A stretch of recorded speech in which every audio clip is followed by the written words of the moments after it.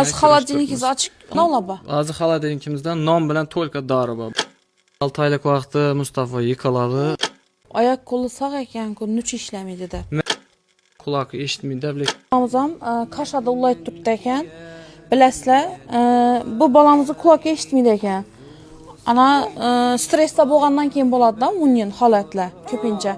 Xalqim qo'llaringizdan kelgancha yordam beringlar. Bu o'tirgan uylar ham o'zlarinikini emas, kvartiraga 2 million so'm to'laydilar ekan.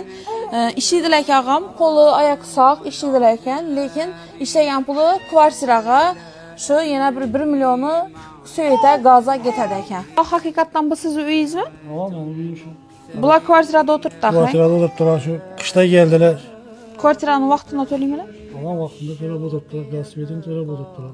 Rahmat bo'ldi, shu gapni so'raycha kerak. Asa ko'rib turganlaringizning xalqim, hamma umidimiz sizlardan qo'llab-quvvatlab turinglar.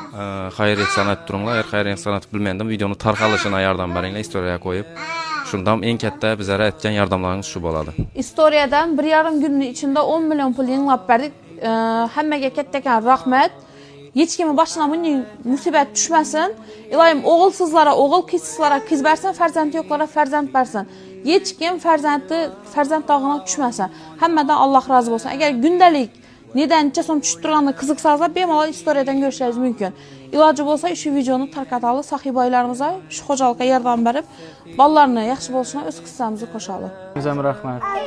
Ming shunchalik yerdan. Har kim ham qo'limdan kelavermaydi, shunchadan keladilar, like uchun keladilar. Lekin bu hepcham chin ko'nglimdan keldi. Ming rahmat.